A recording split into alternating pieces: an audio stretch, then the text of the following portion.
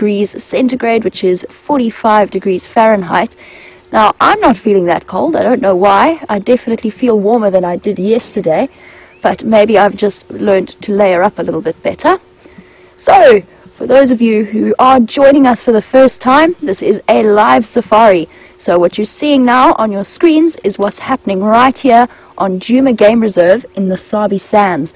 So an enormous expanse of wilderness, and we're privileged enough to be able to share some of it with you.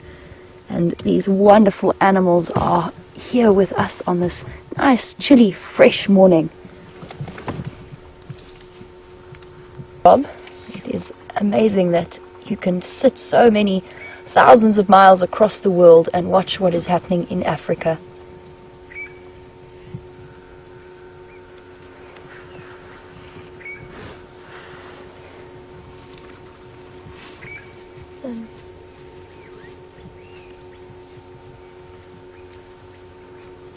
So, little female just being a bit shy, tucking herself away, feeding on what looks like possibly, she's feeding on bush willow.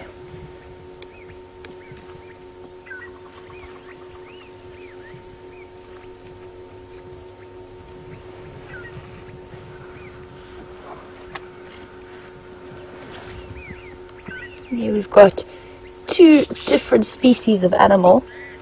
One is a browser, one is a grazer, and you can see the amazing height difference. And zebra are not small animals, which just goes to show how incredibly tall giraffe are.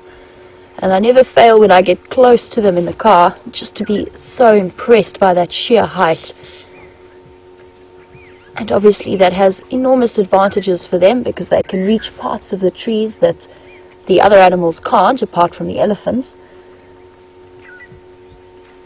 And to the best of my knowledge, an elephant's feeding height is actually greater than that of a giraffe, but they still get to share the same food sources.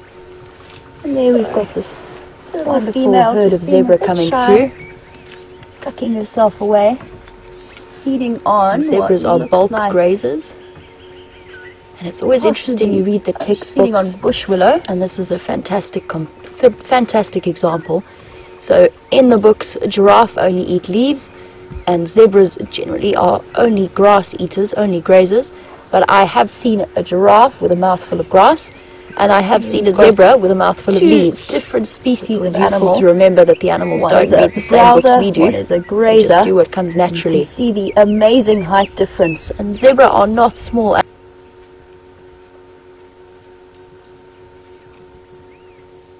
What a great way to start the morning.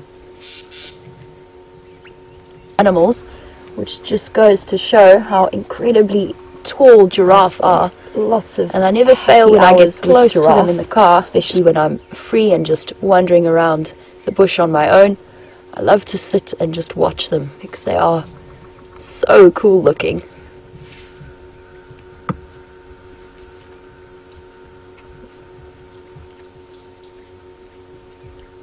And if you are joining us for the first time and seeing giraffe for the first time, they're very, very interesting animals. They walk in a way that is common to only two different species of animal, and the other one is a camel. And they walk with the same side of their body moving at the same time. So back left and back right will move at the same time, and then right back and right front, as opposed to the normal opposite walk of most of the other animals. As I said, the only other animal that does do this is the camel. There you can see one side of the body moves each time. And this little female's actually got a really beautiful spot pattern.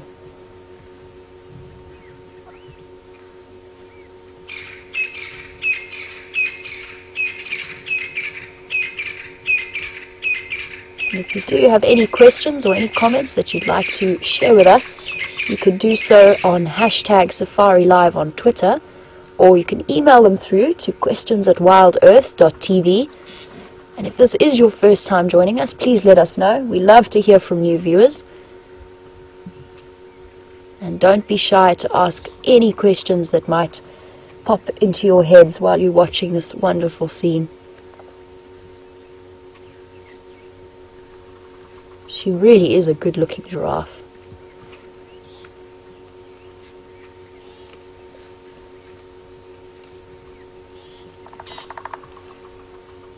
You can hear woodpeckers as well. Just off in the distance, having their morning breakfast.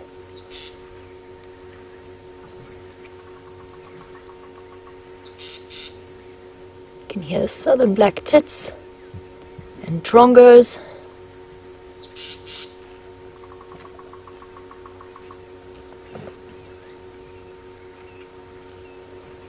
Just the tips of the rays of the sun starting to rise up and touch the land. And I'm definitely noticing a lengthening of days now, which is, to me, the best part about this time of year. I'm so looking forward to our long summer days over the next few months.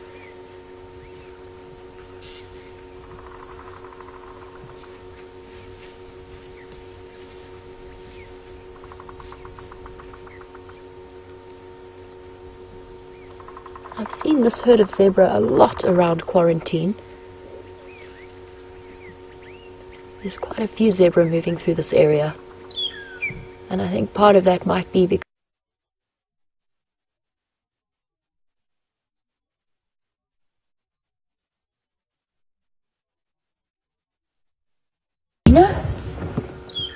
there you go, you can see right at the back there. So let's go and see if we can catch up with that hyena and see what's happening there.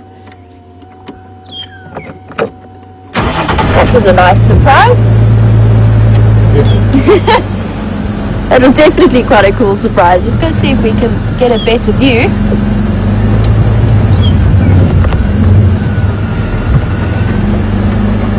I'm not sure if these guys have noticed it, but they don't seem to be there. Yes, they have. The zebra have got their heads up, staring in that direction. One lone hyena is not a threat to them, but they will be keeping an eye on it.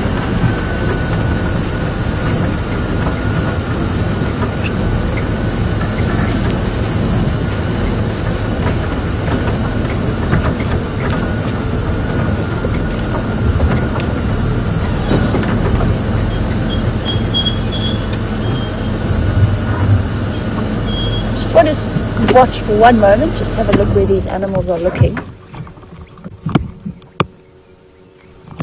They're going to tell us where that hyena is, and we have our answer there from that particular zebra. Apparently some people might be experiencing some technical difficulties. The gremlins are out and about this morning, so we do apologize for that. Back up and running. That zebra is really beautiful in this light. I'll just see if we can. There we go, I can see them.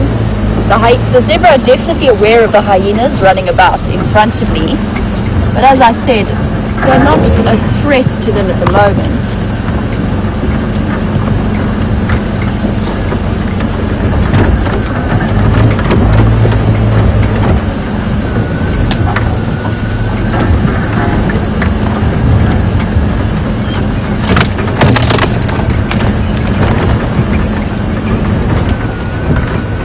Good morning, hyena. Sure, it's all happening here.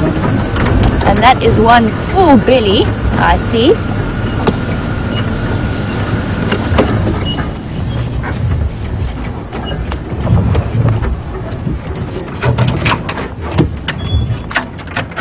So we've got one disappearing off to our right. I will reposition in a moment. I just want to get...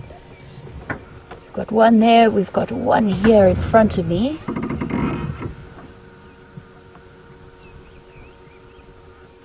It looks as though some of the older cubs are here as well. There is a cub just off to the front of me, tucked in there. I'm not sure if we can see it.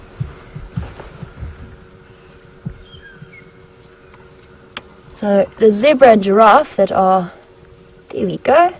Hello. There's two there. There's two. Those are the older cubs from the den. And just to give you guys a bit of an idea of where we are, we're probably less than 500 meters away from the den site, and the hyena are probably 50 meters from the zebra and the giraffe that we were looking at earlier. But they don't look like they're in any kind of hunting mode. They're just up and about, and that you can definitely see some very, very full bellies. And we've been around the hyena den. They've been very, very successful over the last few days in terms of stealing Kunuma's kudu kill. They apparently stole an impala a day or so ago from another leopard that we aren't sure which one it was.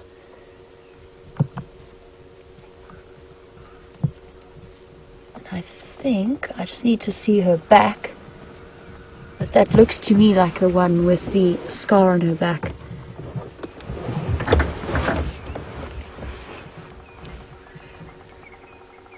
So, an action-packed morning here.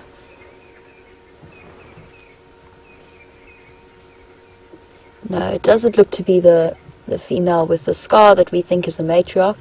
She might still be at the den with the youngest cub.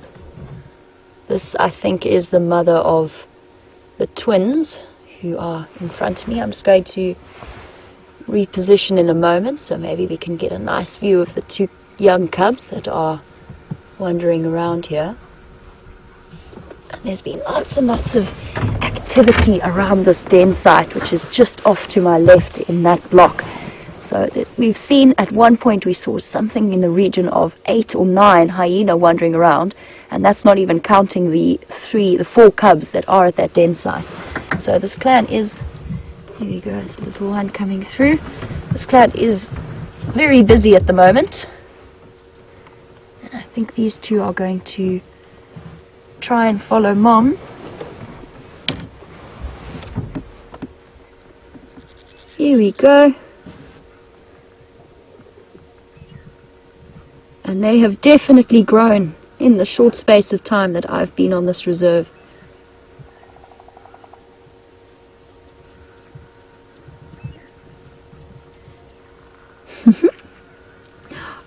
There's nothing like starting your day with hyenas. Oh, and we've got a third one. That is definitely one of the younger ones. One of the twins, as we now know them as. And then there is one that's about 2 months older, who I think was the one that moved off to the right just now. Good morning, little ones. Let's see if we can get a good view of you guys. And they are... So these little ones, the 2 younger ones are 5 months old, the other one is 7 months old. And they are now at an age where they are really starting to explore their world and be a little bit more adventurous, venture out with Mom when she goes hunting. And she will be coming back now if they're dragging carcasses fairly close to the kill, or a kill that they have. Mom will come back and fetch them and start leading them further and further away from the den site. Still a dangerous time, and probably one of the most dangerous times for these little cubs, because they are getting braver and exploring, but at the same time they don't have the safety of the den. It's alright, Mommy, I'm not going to get any closer.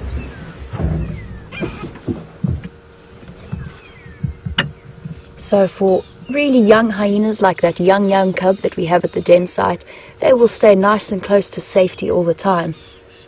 But for these little explorers that are running around just in that drainage line, which is just off camera, we will be able to see them when they come up again in a moment. It is a risky time and they've got to play it safe, and it's Mom's turn to be hyper vigilant as to what's happening around her cubs. And this female, I'm fairly certain, is the mother of the twins, so the middle set of cubs.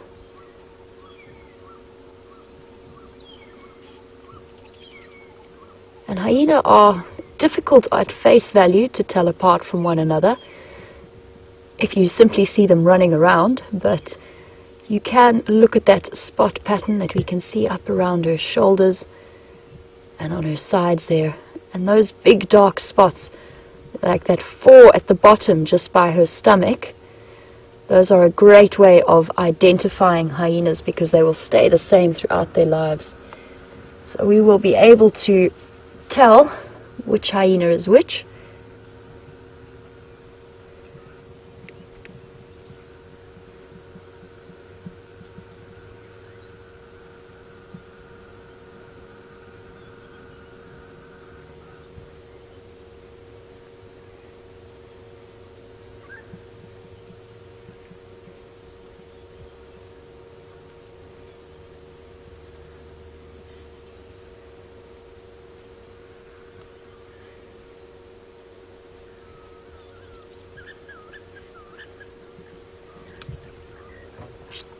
So guys, we are or some of the viewers are experiencing sound problems, so we're just going to sit nice and quietly and watch this beautiful female go about her morning business.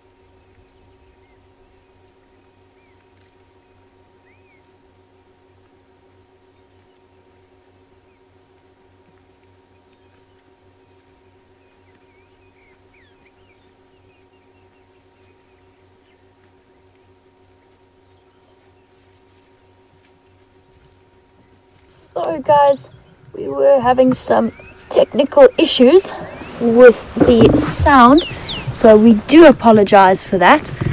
If any of you missed the beginning of this morning's drive, we started out with the zebra and giraffe, and then we saw some little hyenas running around in the background. So we stayed with the hyenas for as long as we possibly could. Unfortunately, they have moved off into a very thick drainage line, but they're not up to much. They're just wandering around and exploring. But I'm keeping an ear out for vocalizations just in case we need to go rushing to wherever they are. But for the moment, we have returned to this wonderful herd of zebra in this gorgeous morning light. So once again, big apologies for the technical difficulties. Hopefully we are back up and running and the gremlins are banished for this morning. And I have heard reports of fresh tracks for Shadow and Sindile. So I am going to be following up on that shortly. But this morning light is just too good to lose for the moment. And Scott is out on tracking team, so he will be around in the area to help us out.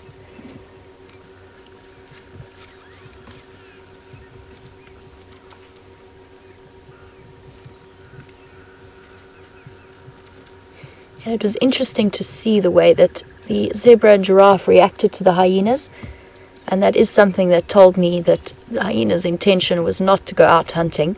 They were all very, very calm, alert to the fact that the hyenas were in the area, but they were not. All they did was simply stare in their direction until they'd moved off. They weren't in any way unsettled or feeling threatened.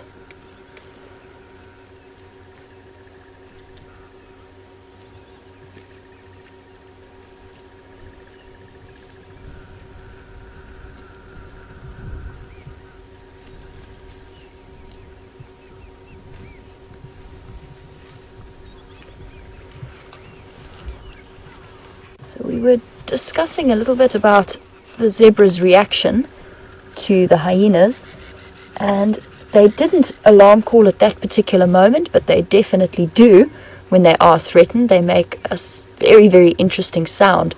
And Rhonda would like to know that if they had alarm called, would that have attracted other predators in the area?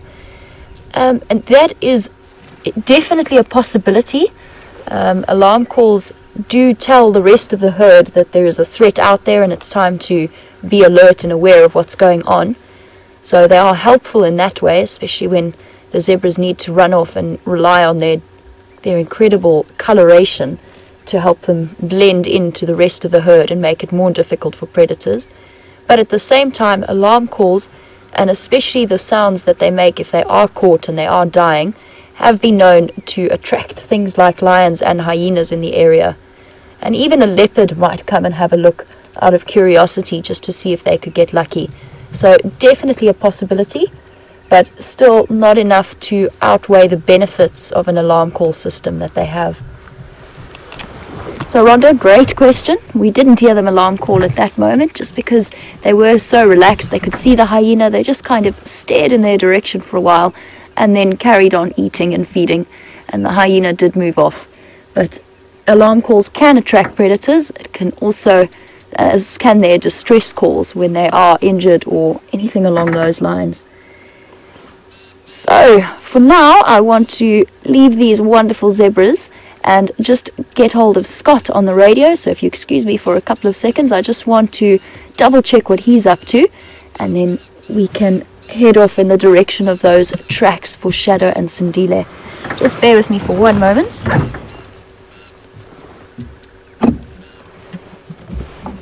This is Scott for Jamie.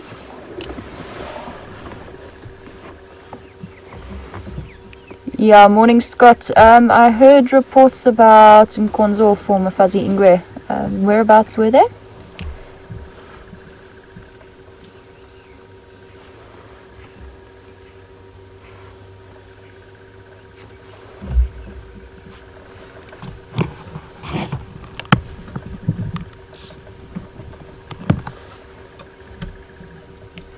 Copy that, thank you. I'll head across to Impala Plains and start checking from that side.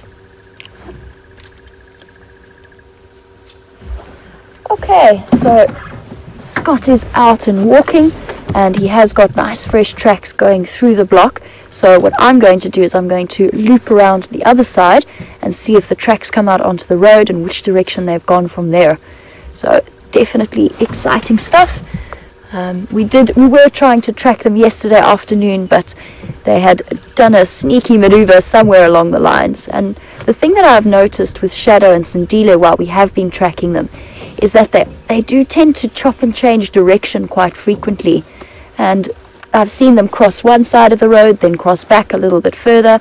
They don't necessarily, unless Shadow is leading Sindile to a kill, they don't necessarily pick one direction and walk in it. And the same can be said of most leopards. They will weave in and out of wherever they're going. So I think for now, let's hit the road.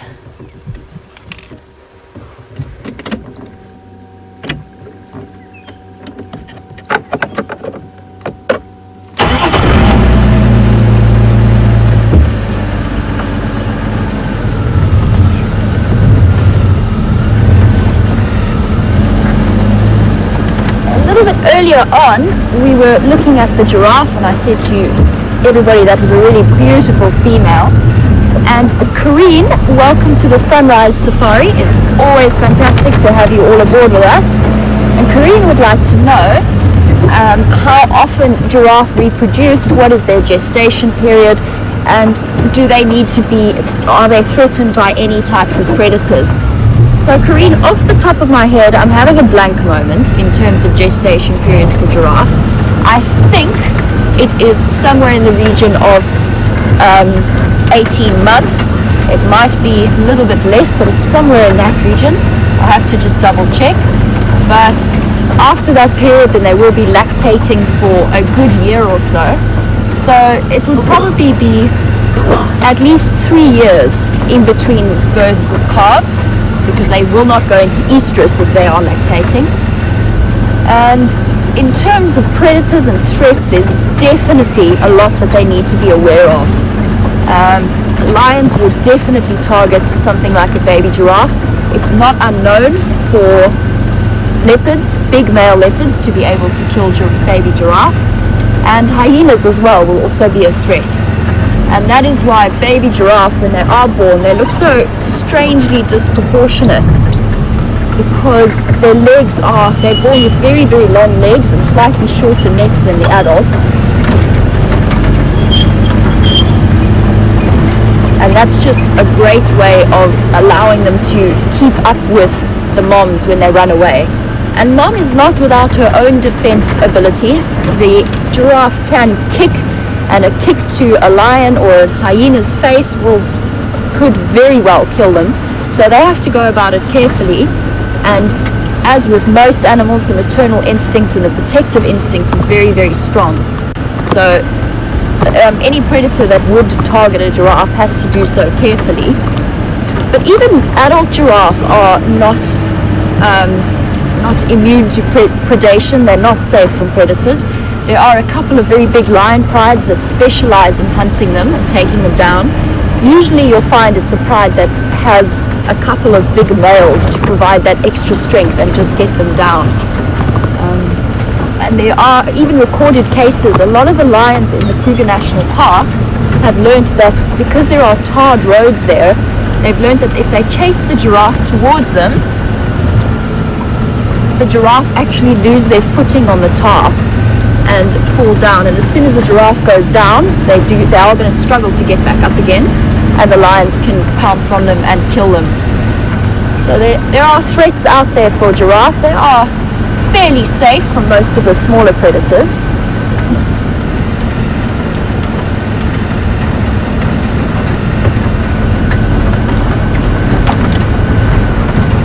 So guys, while I make my way across and get hold of Scott and just coordinate our search efforts for Shadow and Sindile, I'm sure that you are all curious as to what Brent is up to.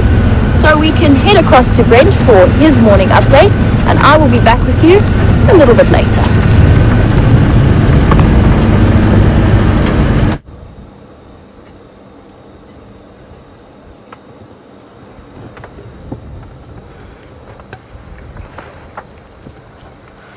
Good morning, everyone.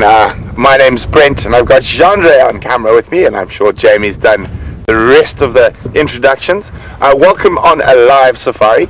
Jean-Andre and I are right on the eastern boundary of Djuma at the moment, and we've had some really confusing tracks. We had tracks of male lions heading out of our area, and then as we were meandering down here, we found tracks of some lionesses now. These head further into our area, and we've done a loop around the block, so there seems that they haven't come out, so it's a strong possibility that they are very close to us somewhere here in this area. And if we have a look over here, this is the last track that is leaving the road, and off she goes almost due south. And also there's another track of another lioness going off behind us where we are there. So while we're going to keep working in this area, I'm about to go take a little stroll into the bush, see if I can pull a lion out of the bush by its tail. So we'll be back with you a little later. Hopefully we'll have some cats, but in the meantime, enjoy your time with Jamie.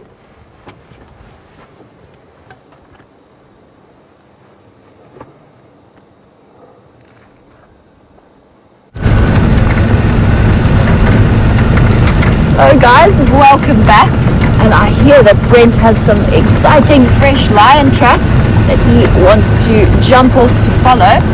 So you guys can stick with me as we head across to where the last tracks were seen. I just want to, Scott's just trying to get hold of me on the radio. Yeah, Scott, standing by.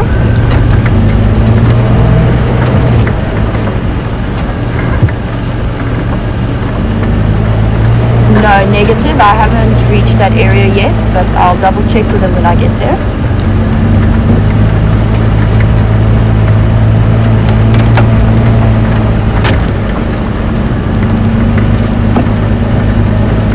Copy that, thank you.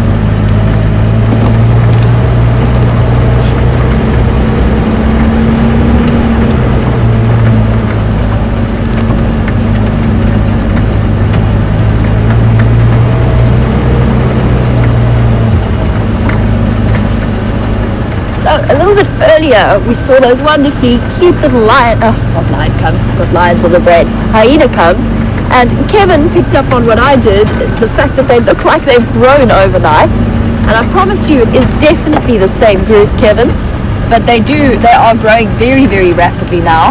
I'm not sure if it's because we're seeing them in that particular context running around in that thick block, but they really did look so much bigger than when I last saw them. But they are definitely the same hyenas, and I did catch a glimpse of that little notch injury on the back of one very older cub, just on the top of his leg there. So it is the same group, they just are growing quickly now. And that's possibly because now at this point they are going to start to not be weaned, but start to eat meat and supplement their diet of their mother's milk with the meat from the carcasses that have been brought around. And as I mentioned, these hyenas have been very, very successful over the last few days. I have not seen one hyena that doesn't have a massive belly. Looks like they've all swallowed beach balls. So I think the combination of the current hyena's success, so mom is producing really, really good nutritious milk, and then the fact that they are sort of supplement feeding on the carcasses is probably what's helping them grow so fast at the moment. And that is one of the really cool things about these live drives, is we get to watch the development of these hyena cubs from almost at their birth, at only a couple of weeks old when they start to poke their heads out of the den, to this time now when they are up and about and exploring. So really, really cool.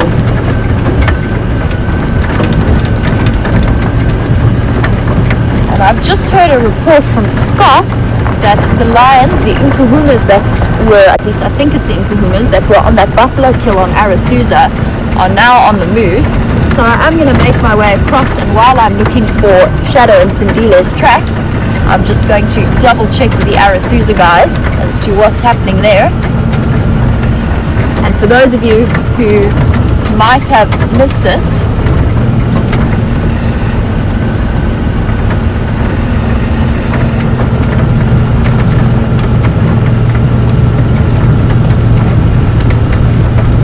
of you who might have missed it, the Nkahuma Pride they killed a buffalo up in Arathusa, and we spent the last 2 days with them, just watching them enjoy that particular kill. And it is good news for them, because they were, when I first saw them, I saw them right after they'd started feeding. They were looking pretty thin and not in fantastic condition.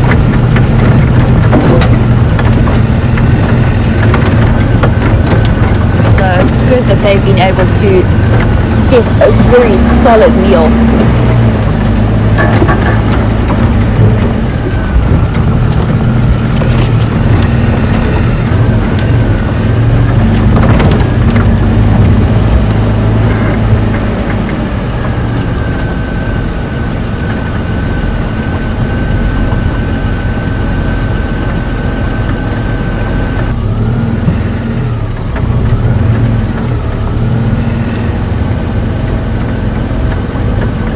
I've just got some really nice kudu bulls off to my right. I'm just trying to find a nice place for us to be able to see them.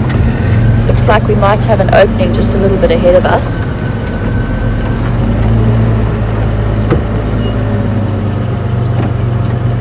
A bit back maybe. A few meters. 1 meter.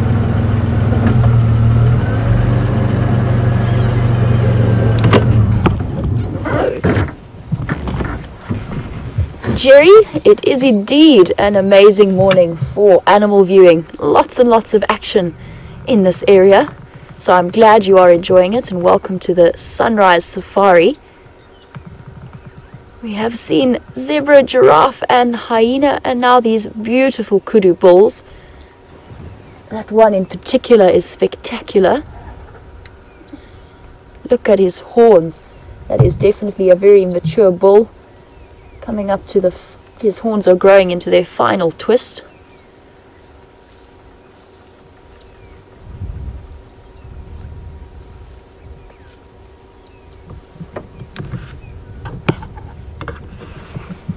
Looks like he's got 2 turns already, and he's starting to grow into the 3rd that he might have.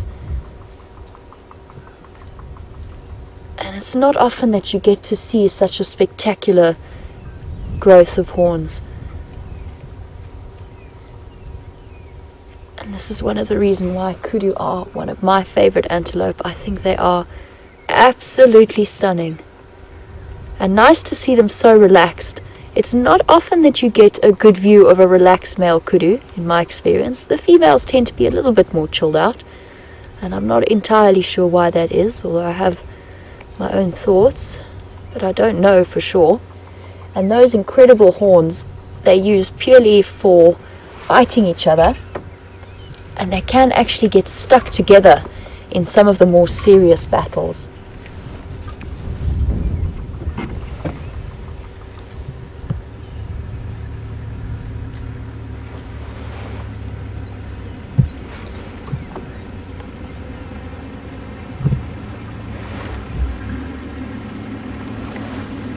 So guys, we do have another vehicle up behind us, but we are going to sit with these kudu for as long as possible.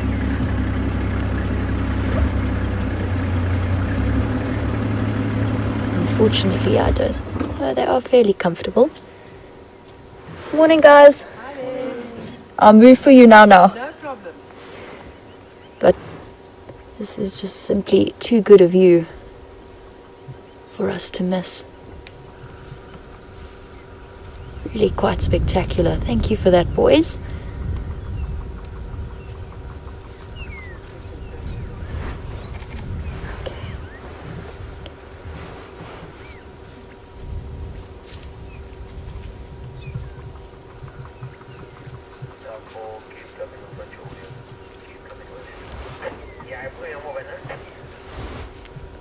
So as we're watching these beautiful kudu move through, nature is beautiful. We'd like to know if there's any updates on Djuma. There's a couple of males or quarantine that haven't been seen in a while. And for those of you who are joining us for the first time, Quarantine and Djuma are 2 fairly young male leopards. I think they're somewhere in the region of 3 to 4 years old. And we do see them fairly regularly. They are the sons of Karula, who is also known as the Queen of Djuma, a beautiful female leopard that I was lucky enough to see last week. So nature is beautiful. In terms of that update, we did actually see Djuma a couple of days ago. He was seen first by Scott. We were out all morning tracking him, trying to work out who he was, and judging by his tracks, he'd actually had a meet-up with his mom and then moved all the way north into the top corner of Buffelshoek Dam. And then the next day, James was lucky enough to see him on a quite large kudu bull carcass in a drainage line just off the Vuyatela waterhole. So he was spotted at that point by somebody watching the Djuma cam that is up 24 hours a day. And he lost that carcass to the hyenas and then shifted off from there. And I think Brent tracked him crossing east across into Torchwood. So that's a little update on Djuma. Quarantine, I have not heard much about him. I'm not entirely sure where he is, but he is probably still in the area. I'm sure some of the other guides may know. So now that these kudu bulls are moving off, I'm going to just shift so that this vehicle can go past me. In the interests of good neighborly relations.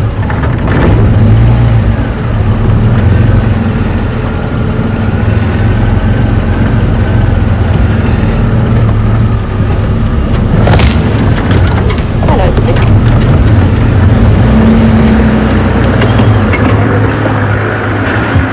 Guys, bye.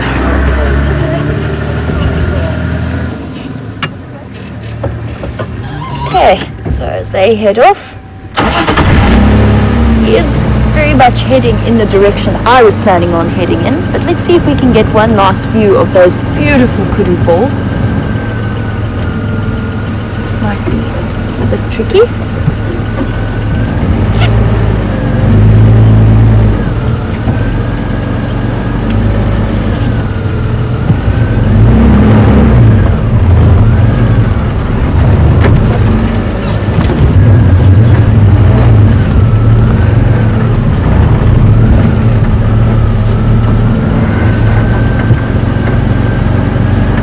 Nice to see them so relaxed. It's really been quite a special start to this morning. They are completely comfortable with our presence.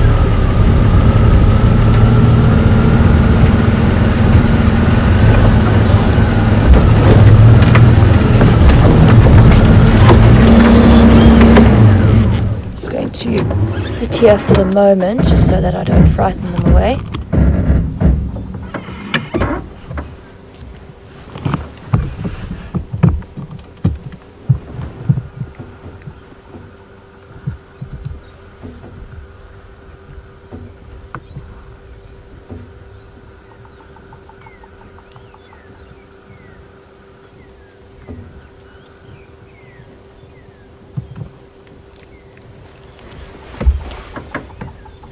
You can see in a thick habitat like the ones that kudu enjoy, they like being hidden away in the thick bush.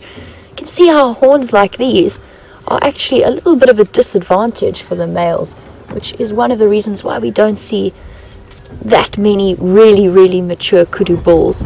And they've got those horns for sort of reproduction advantages. So the males with the biggest horns can outcompete with the other males for mating opportunities. And the females don't need those horns. They rely more on their camouflage and their speed and agility.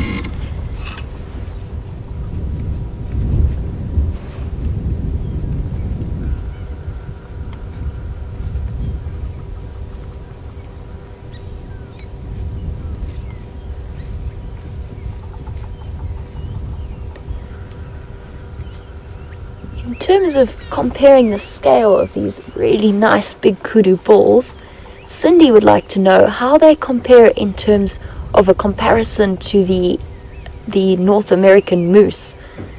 And the answer to that is I think they're a little bit smaller in terms of height and mass, but I've never been to America. I've never actually seen any of those animals, but in my guessing sort of estimation and what I've read about, they are a little bit smaller in terms of height and mass, but not much.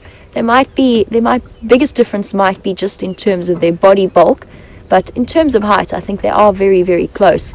And I know that there are cases in the US where people have actually struggled in car accidents with moose on the road. It does have a very big impact if they do get hit.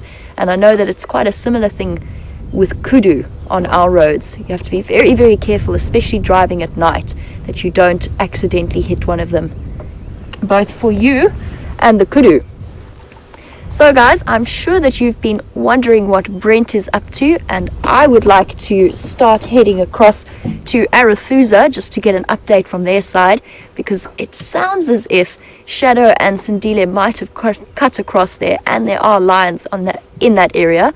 So for now, I'm going to send you back across to Brent, and I'm going to make my way across to Arathusa. I'll catch up with you in just a few moments.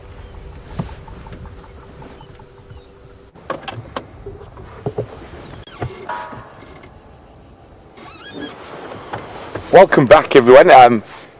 So as I got off the vehicle and walked off on those tracks, long way in the distance, I heard that sort of boo and of a definite sound, a lion hunting buffalo.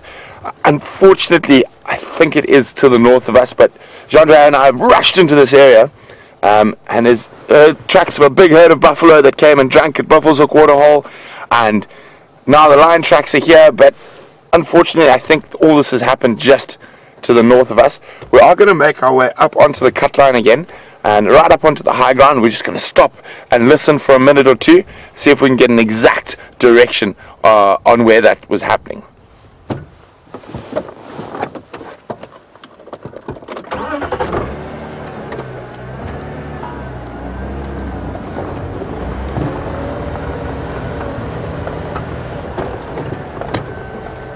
There we go.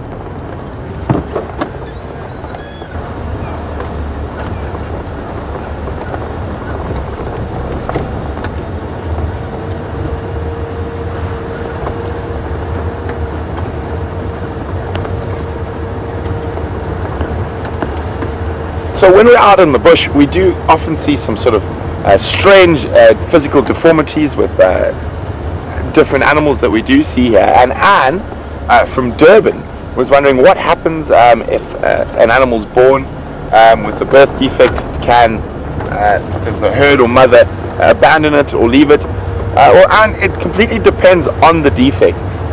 And quite a lot of what happens is that if it is a major sort of hindrance, then they will actually sometimes leave that calf or baby behind. There was quite an interesting sort of a birth defect that I've seen in elephants, and actually in the Sabi Sands a few years ago. She became quite a famous little elephant. Initially it was thought to be a little bull elephant and was named Elvis, and a little bit later they had to change the name to Alvina. So she was born with very distinct bow-legged back legs. So her hips and whatnot were completely deformed, and instead of sort of her legs going straight, her back legs would come out at an angle like that. So had a very distinct walk, and you could always notice those tracks. And in that case, it was very, very interesting. The elephant herd used to move much slower and wait for her and help push her with water and that. Unfortunately, till it got to a stage when she was about 12 or 13 years old, and I mean she was viewed regularly in the southern Sabi Sands for 12 or 13 years. And unfortunately what happened is that defect, as she got older, actually became much, much worse. And then the herd just couldn't stay with her and kept moving further and further from her. And actually, because of that defect, so her stomach and intestines actually started coming out of her anus, and she was eventually killed by a clan of about 14, 15 hyena.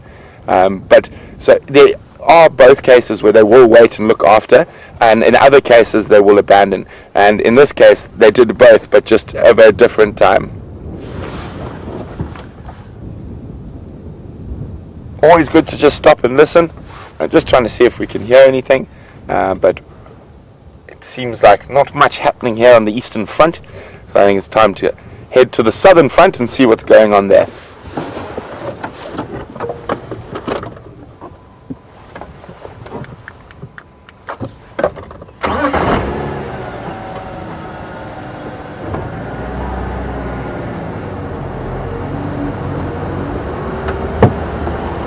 So still continuing on defects, and also want to know about whether there's any mental damage. It's quite difficult to actually see in animals, especially in the wild. In captivity, obviously, it's a little bit more apparent. With mental damage, again, I would say it would depend on the severity of it, what the mother or the group, the social structure would do. I think possibly those are the youngsters that get picked off very quickly by predators. If there is that case, I'm pretty sure there will be defect or mental damage as well as physical deformities in animals, as there are in humans. So, but I do think out in the wild those animals don't survive very long at all.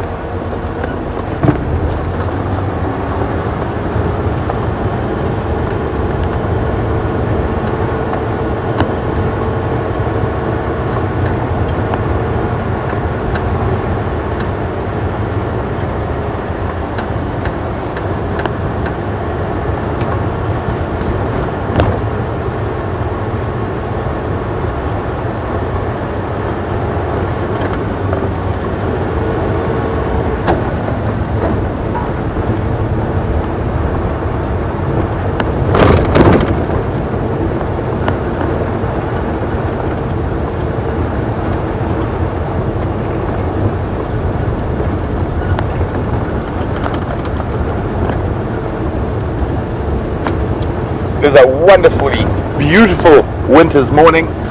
Not a cloud in the sky at the moment. A little bit of wind picking up, but nothing too strong yet.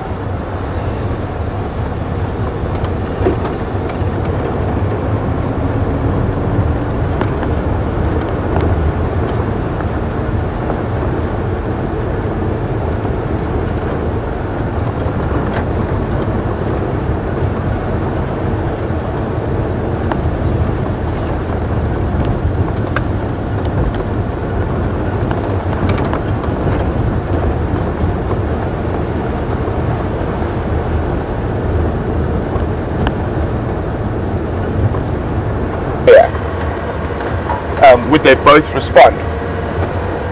Well, Edward, that's a really interesting question. At the moment, I think the Matimbas would be the only one to respond. The Birminghams, I'm not sure if they're confident enough yet to challenge the Matimbas. They are pushing further in and they are starting to roar and make quite a lot of noise, but the Matimbas respond, and a lot of that is sort of posturing, trying to work out who's stronger by the sound of the voice. But I think that might be a trigger that could make the Birminghams and the Matimbas sort of get into that fight. At the moment, I think though that the Birminghams would stay away from that situation. Hey guys, Jamie's just calling me on the radio. Standing by.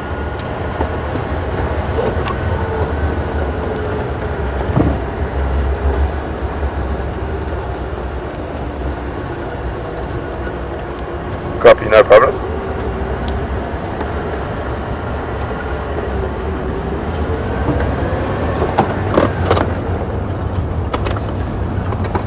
Good morning, Impalas.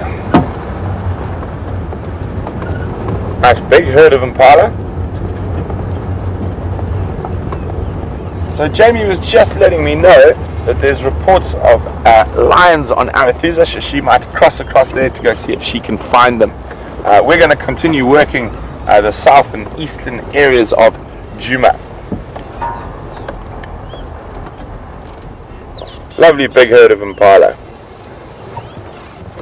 And you can see now that there's actually multiple males in the herd. Now that sort of rutting season's over, not so worried about chasing all the boys off to mate with all the females. Most of the females in this herd will be pregnant now, so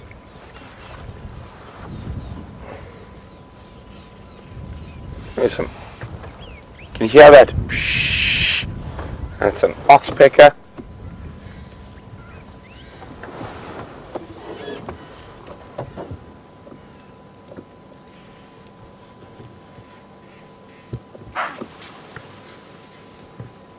Now, you heard that snort there. That was a little alarm call. I'm not sure which impala gave it. It's possible that they might have caught a whiff of a lion or a leopard. Just judging from their behavior now, they haven't really moved or whatnot. They are a little bit more alert, but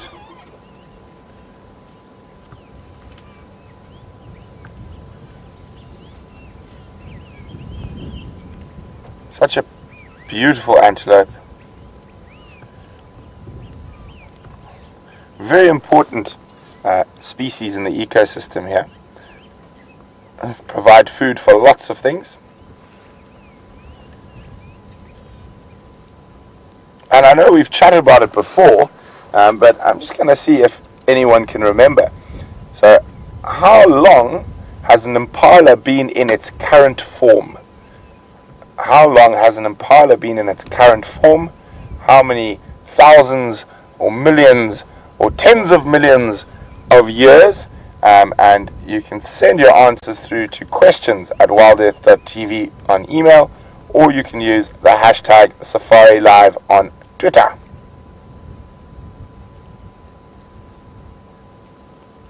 Here we got a little Fleming grimace by that male, so he's obviously just smelling a spot where another impala is urinated, and getting the information from that by taking it over its Jacobson's organ.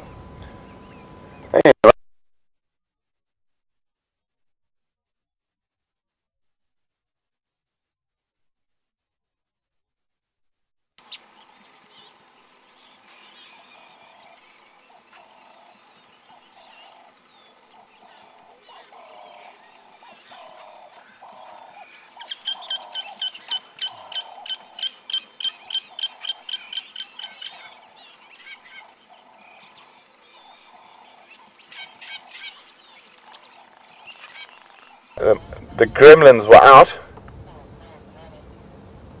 and we just a little bit further down the road from where we left you with those impala, and we've just spotted a beautiful lilac-breasted roller. I'm just going to try sneak forward a meter or two.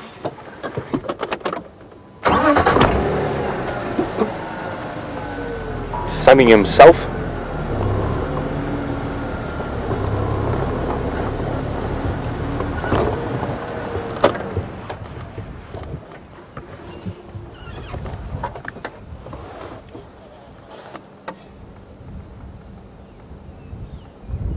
There we go, you can see he's all puffed up, enjoying a bit of the morning sun. So sitting on the eastern side of the tree, making sure he's in the full sun and no shade around whatsoever.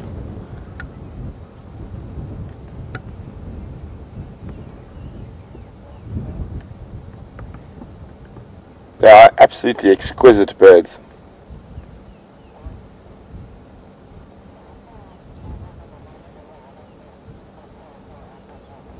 There are two resident roller species here, the lilac-breasted roller and the purple roller.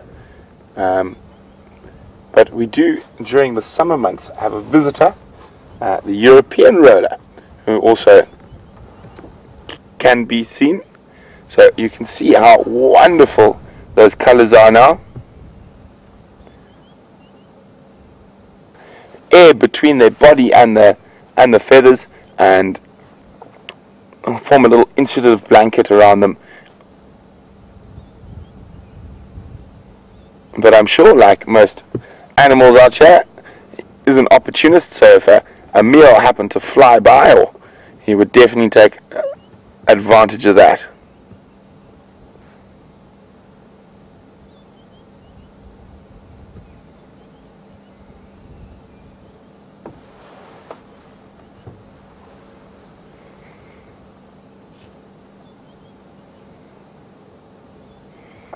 It's also given us a nice opportunity just to listen a little bit, see if we can hear any sounds, even possibly elephants breaking branches, or alarm calls, or even a predator calling. Unfortunately, nothing yet. So we're going to continue on. I will try to get a front view of the roller, but I think it's possible he might fly.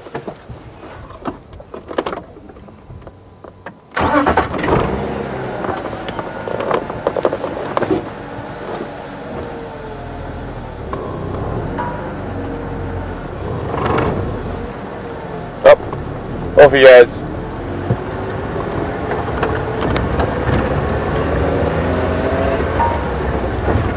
So I think as the gremlins invaded just before, as we were leaving those Impala, we were discussing that sort of Fleming grimmets and the Jacobson's organ. And in human beings, it's become quite redundant because of our very complicated language systems. We're able to express a lot of what we want to say or think or feel by being able to speak like we do. Obviously, a lot of the animals do not have that sort of wide range of communications, even though they do definitely communicate through sound. So the Jacobson organ in us has become completely redundant. So there's that, if you do that, is that little hole on the top of your palate, and that's sort of the remnants of the Jacobson's organ in us. Fortunately, I think we'd all look quite silly if we all tried to pull our lip up to go smell urine all the time.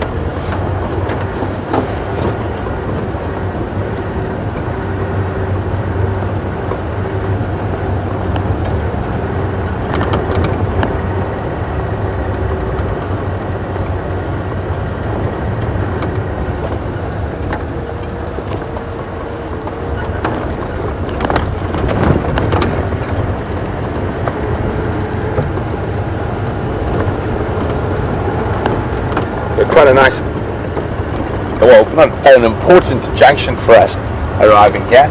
So the junction of our southern and eastern boundaries, we do get quite a lot of animal traffic, so we're going to check for tracks really carefully here.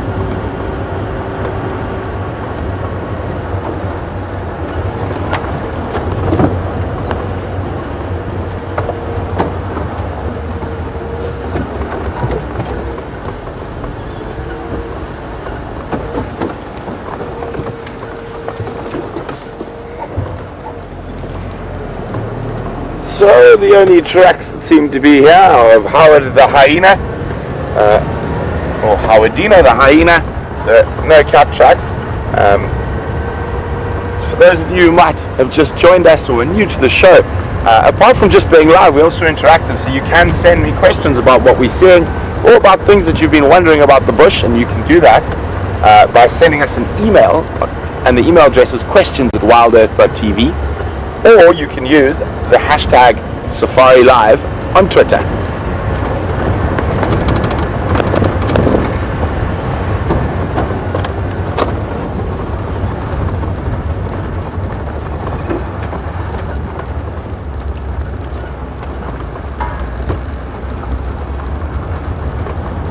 So I've turned off the vehicle and we're just free rolling down the hill. Much quieter not having the engine on, so it gives us a chance to be able to listen and still move at the same time.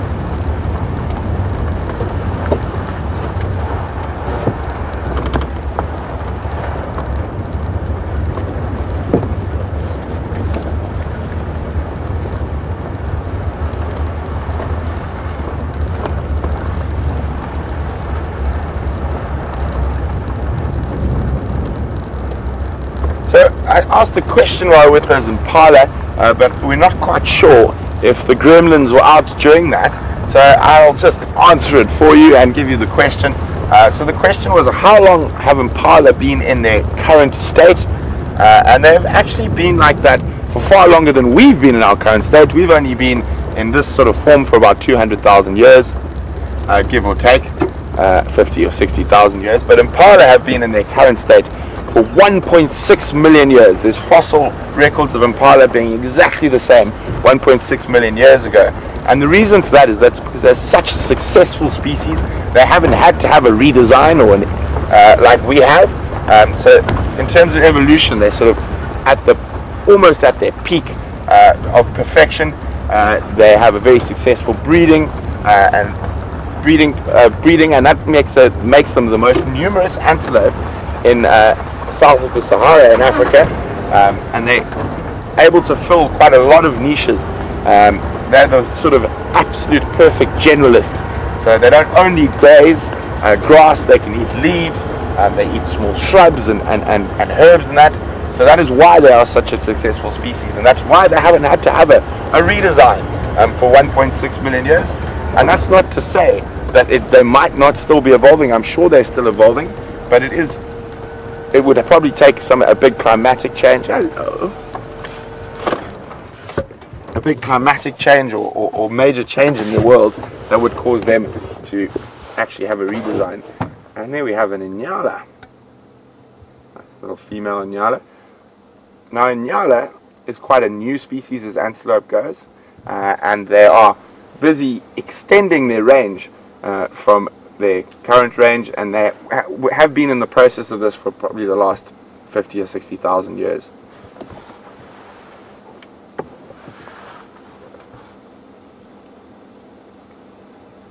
You can see she's also been extending her fur, fluffing it up. Her fur looks a little bit scruffy, and that's probably because being an Inyala, she's been in these thickets here, and probably the branches and stuff have just scraped it along, and probably picked up a bit of dew in the early morning, and that's giving her that sort of fluffy, or not so much fluffy, but as sort of a bit of a scruffy look. So even though it looks like she's grazing and going off to grass, she won't be. She'll be feeding off one of these small bushes that are underneath there. Nyalas are almost 100% exclusively browsers. So they only will eat trees and bushes. They will not eat grass.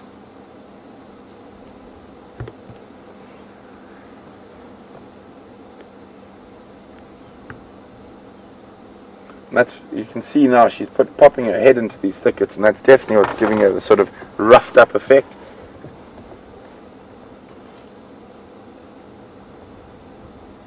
Oh, elephants! Quite funny. On the sunrise safari a few mornings ago, this is exactly what happened. We were coming down this long straight road, and we spotted elephants in the distance.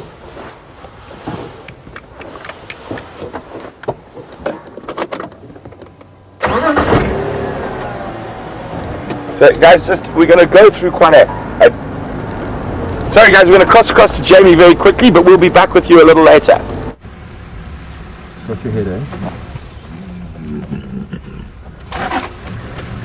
So guys, sorry to interrupt you so quickly, but we just had to get you this wonderful visual that we've had of what looks like Hairy Belly, the Matimba male, and one of the Styx Pride members. So very, very exciting stuff.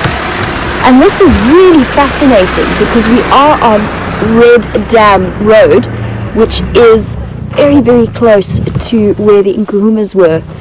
I need to turn around.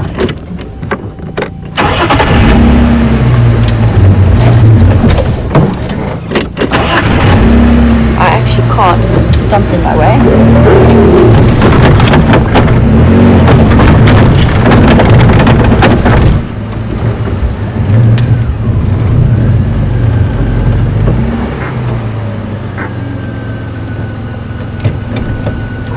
We are going to stay with him.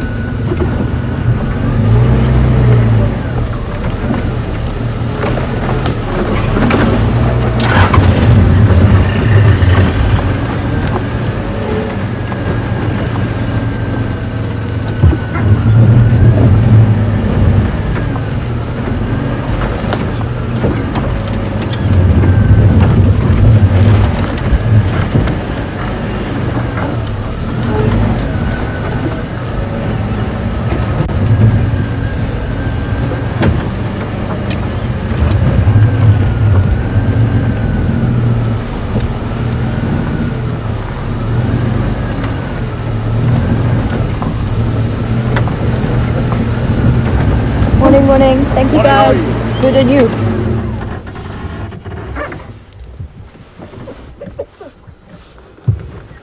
So guys, we did get to see them very, very briefly, and now here they are, nice and relaxed again in the road.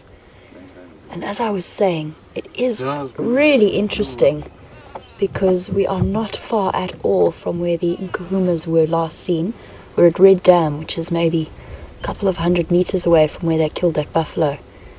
But this is not one of the Nkuhuma females, this is one of the Styx Pride females. There we have, I think, what looks like Hairy Belly. So he is still having his opportunity to mate with her. So they were seen mating together with James on the sunset safari a couple of, maybe 2 or 3 days ago. So they're just coming to the end of their mating cycle. And there are also reports that the Djuma male is also in this area.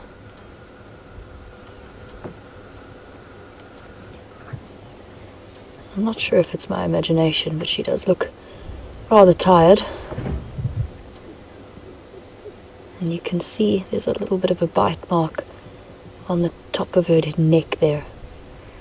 And that is just from the mating actions that she's been experiencing the last few days. So when they do mate, the male will grab her by the top of the neck and just hold her there. So not too serious, but that is from what these two have been up to, these honeymooning lions.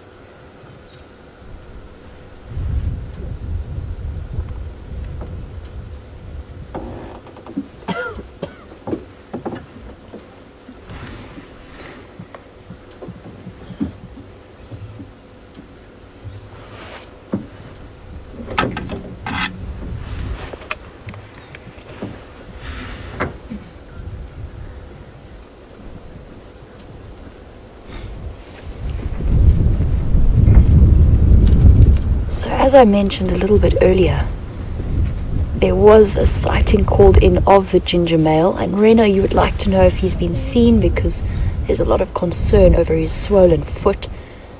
And the answer is yes, he was seen this morning. I haven't been across that way, but I will try and check up and hear from the other guides how he's doing. I'm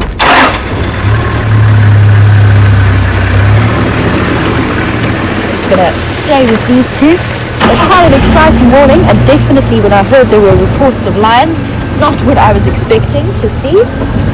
I thought that the Nkuhumas had just moved this across to the dam for a drink after their big meal. I was not expecting to see these two.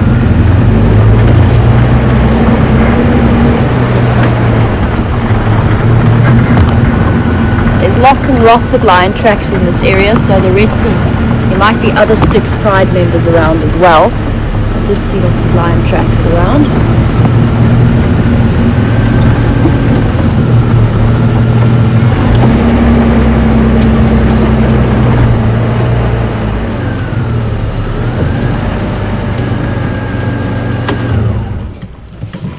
The female is off to my left here.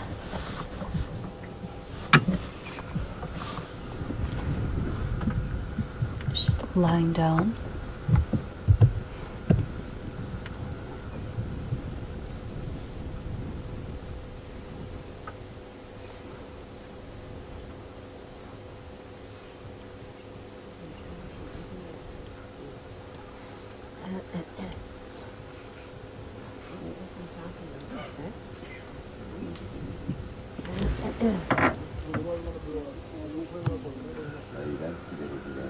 So I'm just trying to think about the dynamics of this and how this came to be, and I do wonder where the Nkuhuma Pride are. I haven't heard any reports about them this morning, so I wonder if they've moved off after sometime last night out of the area. And for those of you who might be joining us for the first time, this big male that we saw a little bit earlier, the big male lion, he's part of a coalition that we regularly see 2 members of, and they kind of rotate between, those 2 big males rotate between the Nkuhuma Pride, which is quite a large pride, and then the Styx Pride, which is the female that we're currently looking at as part of the Styx Pride. Not uncommon for the males to rotate between several pride members. And to just shift forward slightly, see if we can get a view of the male as well. Looking quite relaxing in the road.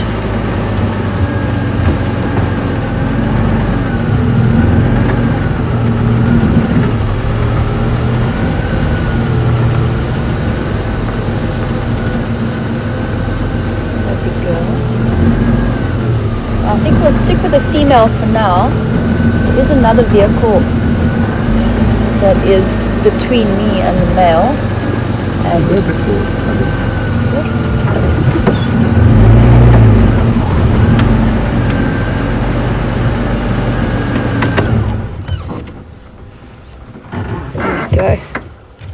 And he's definitely looking fairly content with life.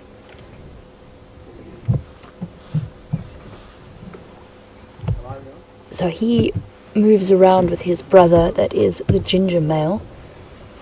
And I think these two are somewhere around the region of 10 years old, so just reaching the end of their time that they will be in their prime and defending a couple of female lioness prides. His brother was reported to be, I think it's about 1.5 kilometers from here, and I did see the tracks coming down from their position where we are now, so I think that he was with him a little bit earlier and then he just moved off. And when lions are mating in a situation like this, if there are two of them in a coalition or more, usually there will be one who gets most of the action, but it's not uncommon for them both to have a chance to mate with a female. So they get a chance to spread their genes. So it will always be impossible when you are dealing with a male coalition to know exactly who the father of the cubs is.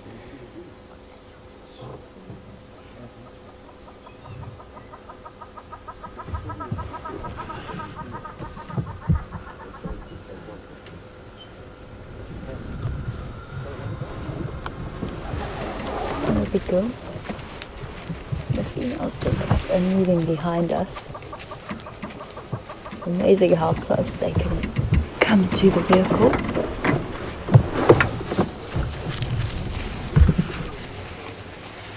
Here we go, she's walked straight behind us, and this is my first time seeing this lioness.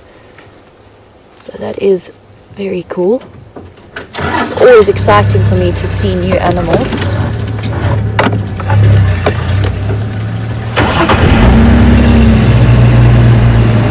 Try and stay with them as they meet.